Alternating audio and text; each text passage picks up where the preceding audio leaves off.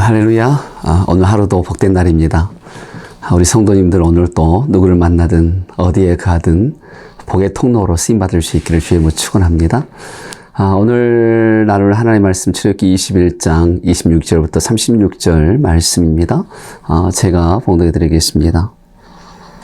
소가 남자나 여자를 받아서 죽이면 그 소는 반드시 돌로 쳐서 죽일 것이요 그 고기는 먹지 말 것이며 임자는 형벌을 면하려니와 소가 본래 받는 버릇이 있고 그 임자는 그로 말미암아 경고를 받았으되 단속하지 아니하여 남녀를 막론하고 받아 죽이면 그 소는 돌로 쳐 죽일 것이고 임자도 죽일 것이며 만일 그에게 속죄금을 부과하면 무릇 그 명령한 것을 생명의 대가로 낼 것이요 아들 받든지 딸을 받든지 이 법규대로 그 임자에게 행할 것이며 소가 만일 남종이나 여종을 받으면 소 임자는 은 30세겔을 그의 상전에게 줄 것이요 소는 돌로 쳐서 죽일지니라.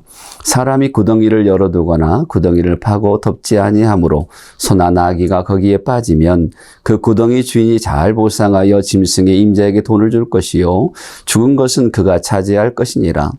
이 사람의 소가 저 사람의 소를 받아 죽이면 살아있는 소를 팔아 그 값을 반으로 나누고 또한 죽은 것도 반으로 나누려니와 그 소가 본래 받는 버릇이 있는 줄을 알고도 그 임자가 단속하지 아니하였으면 그는 소로 소를 갚을 것이요 죽은 것은 그가 차지할지니라. 아멘. 하나님은 오늘 또 하나님의 백성들을 날마다 구원하기를 원하시고 그 일을 이루어 가시는 하나님이시죠. 그러니까 인간이 그럼에도 불구하고 하나님의 구원하심을 보지 못하는 이유가 있어요. 여전히 하나님이 일하고 계시는 하나님이고 언제나 우리와 동행하신 하나님에도 불구하고 왜 우리가 구원의 일을 하신 그 하나님을 실감하지 못하느냐? 그것은 우리의 관심이 하나님이 아니기 때문에 그래요. 우리의 관심이 하나님에게 두지 아니하고 내 삶, 아니 내 행복에, 아니면 내가 원하는 어떤 욕망과 내 생활에 관심을 두기 때문에 그 삶 속에 역사하신 하나님을 우리가 느끼지 못하고 보지 못할 때가 참 많더라고 하는 거예요. 그러나 우리가 확실히 우리 삶을 가만히 돌아보게 되면 우리는 언제나 내가 원하는 일들만 당하는 건 아니에요. 하루 시간 24시간 아니 그냥 깨어있는 시간만 봐도 우리가 순간순간 내가 원하지 않는 사건들을 만날 때가 너무너무 많아요. 그래서 그 사건으로 말미암아 어쩔 때는 손해를 보기도 하고 어쩔 때는 참 억울하게 상처를 당하게 되고 이런 일들이 참 많이 있는 거죠. 그럴 때마다 나의 뜻과 무관하게 이루어지는 일들 속에서 우리는 이렇게 말해요. 그래도 하나님이 일하고 계셨다고. 이 일 또한 하나님이 역사하신 거라고 믿는 그 믿음 뭐예요? 지금도 우리의 구원을 이루어 가신 하나님의 역사, 그것이 바로 우리의 믿음이라는 것을 고백하게 되는 거죠. 그렇습니다, 여러분. 오늘도 우리 삶 속에서 우리 하나님 여전히 일하고 계십니다. 구원을 이루어 계시고 하나님의 자녀로서의 삶을 살아갈 수 있도록 우리 삶 속에 역사하신 하나님을 오늘도 경험하고 느끼는 하루가 될 수 있기를 주님으로 축원합니다. 여러분, 오늘 본문의 규례도 보면 일상생활과 연관되어 있음을 볼 수가 있어요. 우리가 지난번에 우리가 나누었던 18절부터 27절 말씀은 어떤 내용이에요? 사람이 직접적으로 다른 사람에게 상해를 입힐 경우에 그럴 때의 규정이거든요. 그럼 어떻게 해야 되느냐라고 하는 거예요. 그런데 오늘 본문의 말씀은 어떤 내용이냐 하면 다른 것이 28절부터 36절 말씀은 사람이 직접적이지는 않지만 간접적으로라도 상해를 입혔을 경우에 다른 사람이나 다른 사람의 재산에 피해를 입혔을 경우에 대한 규정이란 말이에요. 그래서 오늘 28절 말씀은 이런 말씀이 있어요. 소가 남자나 여자를 받아서 죽이면 그 소는 반드시 돌로 쳐서 죽일 것이요 그 고기는 먹지 말 것이며 임자는 형벌을 면하려니와 그랬어요.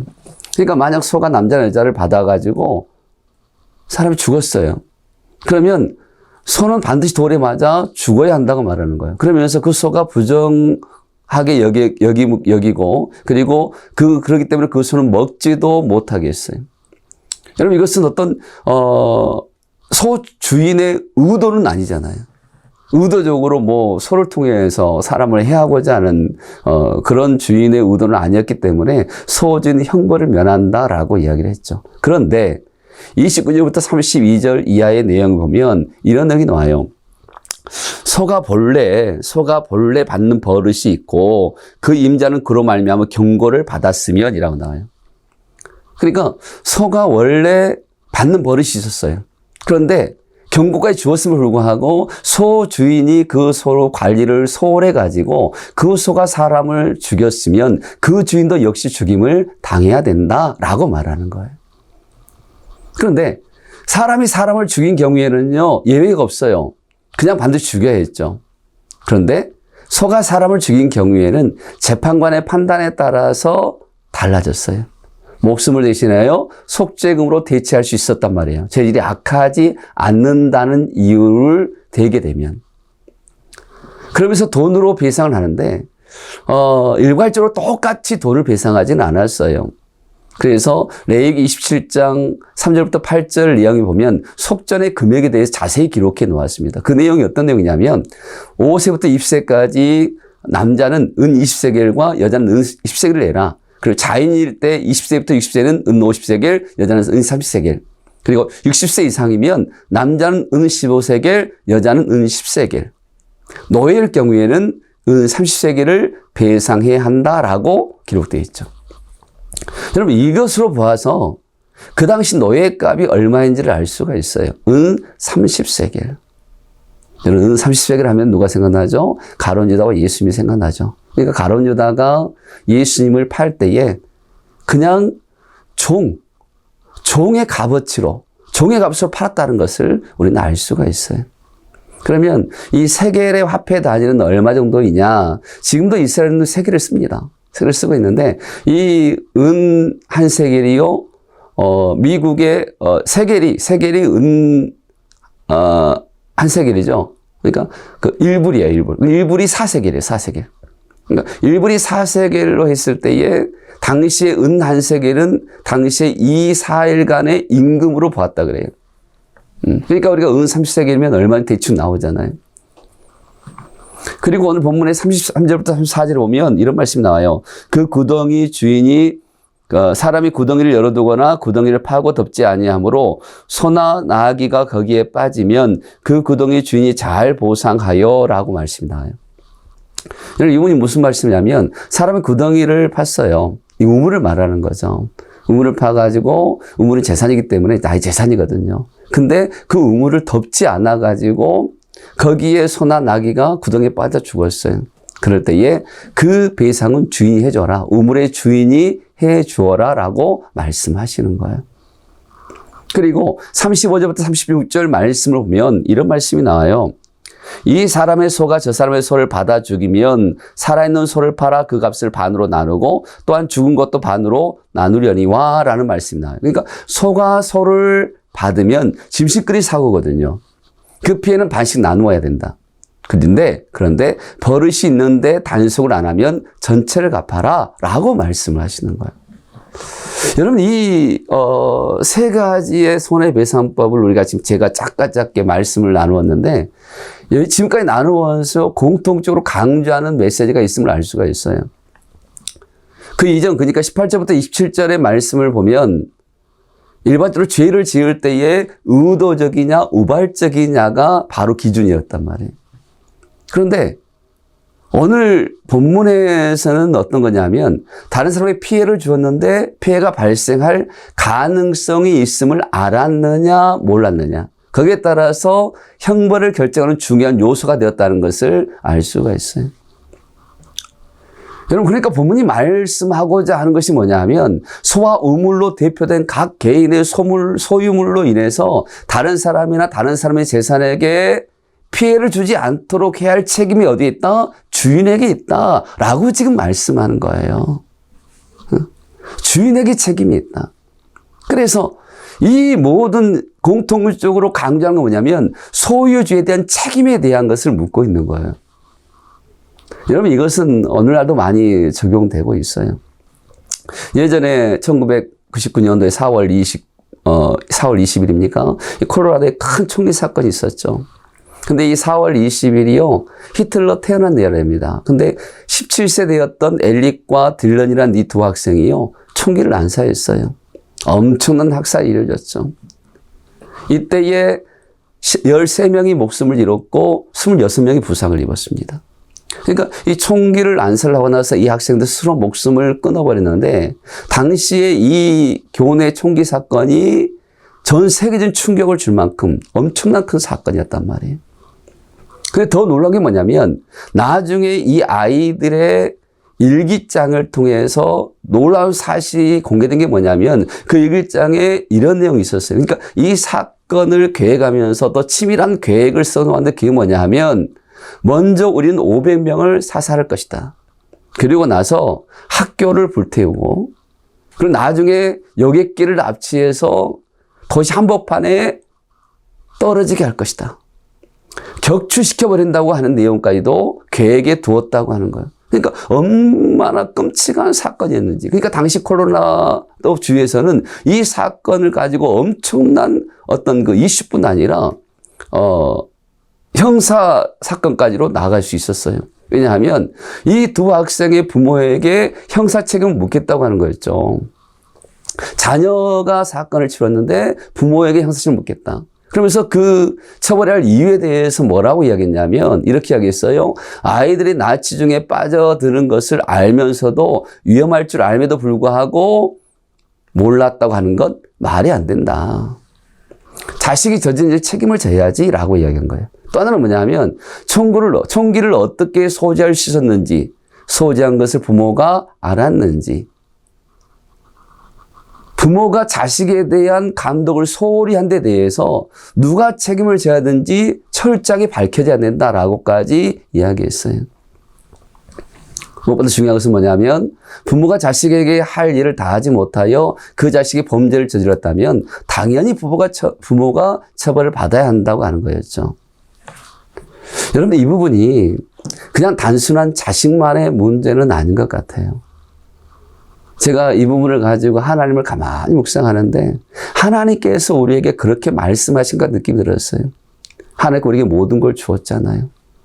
생명을 주었고 오늘 또 우리에게 공기를 주었고 또한 시간을 주었고 또한 우리가 살 수 있는 삶에 필요한 모든 것들을 얻기 위해서 직장도 주었고 사업장도 주었고 주의 많은 만남의 축복도 허락해 주셨고 이 모든 걸 하나님 주셨단 말이에요. 근데 이 모든 것을 우리에게 주실 때에 내게 맡기셨다고 말씀하셨어요. 그러면서 이것을 어떻게 해요? 하나님의 영광을 위해 사용하라고 말씀하셨죠. 다르게 말하면 이걸 통해서 다른 사람에게 유익을 주는 그런 삶을 살기를 원하셨던 거죠. 하나님을 기쁘시게 하도록 하나님이 인정되도록. 그런데 얼마나 많은 사람들이 저 또한 그럴 때가 있거든요.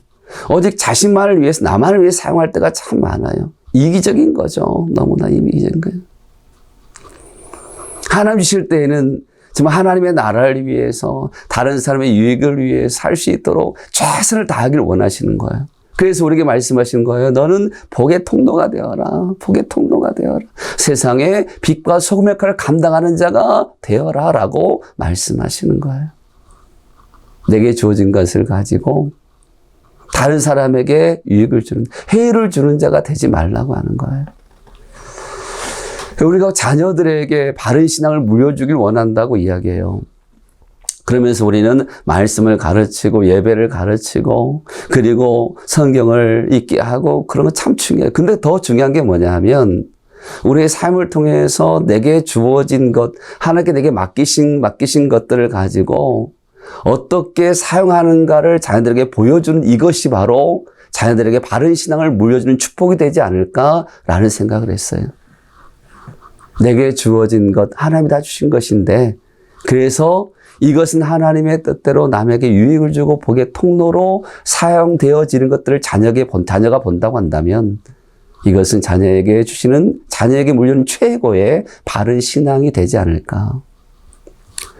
여러분 오늘 또 하나님 우리에게 맡기셨어요. 모든 걸 맡기셨어요. 시간도 건강도 그리고 오늘 또 내게 주어진 일들. 그걸 가지고 하나님의 영광을 드러내라고. 남에게 유익을 주는 자가 되라고. 사랑하는 성도 여러분, 오늘 또 내게 주어진 이 시간과 내게 주어진 것들을 가지고 다른 사람에게 거침이 되는 하루가 되지 않기를 저는 원합니다. 내가 좀 많이 가지고 있다고 해서 그걸 가지고 남에게 오히려 피해를 주는, 어쩌면 내가 하나님처럼 되기 위해서, 군림하기 위해서, 내가 다른 사람을 무시하고 억압하기 위해서 더 높아지고자 하는 그런 죄악의 본성이 아닌, 오히려 하나님의 그 마음, 오늘 또 내가 많이 가지고 있으면 가지고 있는 것만큼 그만큼 책임을 져야 한다고 하는 것. 이것이 바로 하나님이 원하시는 거였죠.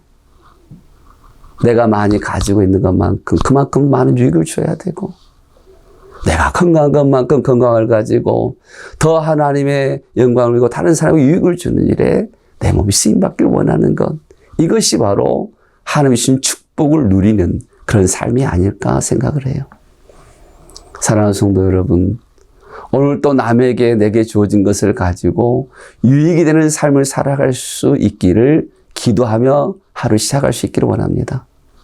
오늘 또 나는 만나는 사람들에게 예수 믿는 나로 말미암아 유익이 되기를 원한다고, 오늘 또 내가 내게 주어진 것을 가지고 축복의 통로로 쓰임받기를 원한다고, 혹시나 내가 남들보다 좀 많이 아는 것으로 말미암아 다른 사람에게 피해를 주지 아니하고 다른 사람에게 아픔과 고통을 주지 아니하는, 그것이 바로 내게 책임이 있음을 깨닫게 되는 그런 하루의 삶 될 수 있기를 주의 이름으로 축원합니다. 그렇습니다. 내게 주어진 모든 것들에겐 내게 책임이 있습니다.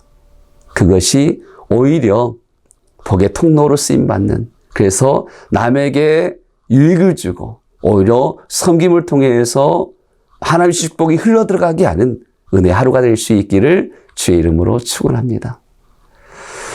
오늘 하루도 이렇게 기도했으면 좋겠습니다. 우리 성도님들 위해서 기도해 주셔야 되는데, 지난번 우리 성도님들이 우리 권사님을 위해서 함께 기도해 주셔서 결과가 좋게 나와서 얼마나 감사한지 모릅니다. 오늘 또 우리 새 가정을 위해서 기도 제목을 나누겠습니다. 하나님, 우리 두 자녀의 영과 육을 지키시고 지혜와 명철로 채워 주옵소서. 항상 제 마음이 처음 마음을 기억하게 하시고 겸손과 온유함으로 일하게 하소서. 하나님, 직장에서 많은 선택의 순간마다 믿음의 길을 선택할 때 길이 열리고 상황이 역전되는 은혜를 주시옵소서. 2020년도 묵상과 기도의 시간을 통해 하나님의 뜻을 분별하게 하시고 꾸준함과 성실함으로 목표를 이루는 한 해가 되게 하여 주옵소서 라고 기도하였습니다. 또 한 가정은요, 큰 아들의 몸에서 자주 발견되는 담석을 깨끗하게 지워 주옵소서라고 기도했고, 세 자녀가 주님께 사랑받는 자녀가 되길 원한다고, 무엇보다 3월 초에 끝나는 실업교육 기간이 끝나고 좋은 직장으로 인도해 달라고, 그리고 친정어머니 믿음과 건강 달라고, 그리고 남편 시누이 주의 자녀를 인도해 달라고 기도하고 있습니다. 또한 가정은 자녀가 사춘기를 보내며 본인이 이 세상에 존재하는 이유를 깨닫게 하시고 꿈을 꾸며 발견하게 하소서라고, 가장의 새로운 직장을 인도하시며 귀한 동역자들을 예비하시고 귀한 길로 허락해 달라고, 공급방을 하는 중에 주신 달란트로 배로 누릴 수 있는 기회가 되게 하시고, 풍족이 벌어 11조의 배가의 축복 허락해 달라고, 일하는 중에 어쩔 수 없이가 아닌 기쁨으로 감사함으로 감당해 달라고 그렇게 기도 제목을 하였습니다. 여러분, 이 세 가정을 위해서 기도해 주시고, 특별히 교회를 위해서도 코로나 시국에 정말 우리 성도들이 더 하나님을 찾는 예배의 그 감격을 회복하는 기회가 되게 되려고 꼭 같이 기도했으면 좋겠습니다. 하나님 아버지, 감사합니다. 오늘도 하나님께 우리를 사랑하셔서 내게 주어진 것들, 그것이 나만을 위해서 이기적인 사용이 아닌 하나님 나라, 다른 사람의 유익을 위해 사용할 수 있도록 우리에게 말씀하시는 그 음성을 듣게 하신 것 감사합니다. 내가 다른 사람보다 재산을 가지고 소를 가지고 많은 걸 가졌을 때에 그거로 말미암아 다른 사람에게 피해를 주었다고 한다면 그 책임은 주인에게 있다고 말씀하신 하나님. 하나님께서 우리에게 하루의 시간과 그리고 물질과 건강과 사업장과 그리고 모든 일할 수 있는 시간을 주셨는데 이것을 가지고 다른 사람에게 해를 끼치고 다른 사람에게 아픔과 상처를 준다고 한다면 우리에게 책임이 있음을 깨닫게 하신 하나님. 그러므로 하나님, 이 하루를 시작하면서 이렇게 기도합니다. 오늘도 하나님 다른 사람에게 예수 믿는 하나님의 사람으로서 내게 주어진 모든 것이 주님의 것인데 내가 주님의 것을 맡은 자로서 다른 사람의 거치는 하루가 되지 않게 하시고 남에게 유익이 되는 삶을 살 수 있도록 하나님이여 축복하여 주시옵소서. 오늘도 나를 만나는 모든 사람들이 예수 믿는 나로 말미암아 유익함을 얻는 하루가 되게 하시고 오늘도 내게 주어진 것들이 고이지 아니하고 축복의 통로로 흘러들어갈 수 있도록 나의 손을 통해서 수많은 사람들이 기쁨과 감사를 누릴 수 있도록 그렇게 축복을 흘러들을 수 있는, 흘러보낼 수 있는 축복의 하루가 되게 하여 주시옵소서. 하나님께서 그렇게 하시길 간절히 소원합니다. 오늘도 이 성도들 하나님께 지키셔서 하나님 주신 놀라운 축복을 많고 누릴 수 있는 믿음의 큰 역사와 하나님의 은혜의 간증만 넘쳐나게 하여 주옵소서. 오늘도 축복하시길 원하며 예수님 이름으로 기도합나이다. 아멘. 그렇습니다. 여러분, 우리는 축복의 통로입니다. 마음껏 하나님 주신 것들을 축복으로 흘러보낼 수 있는, 그래서 나를 만나는 모든 사람들이 나로 말미암아 예수 믿는 나로 말미암아 기뻐하고 유익을 얻는 그런 만남이 우리 가운데 넘쳐날 수 있기를 지금으로 축원합니다. 사랑합니다. 샬롬.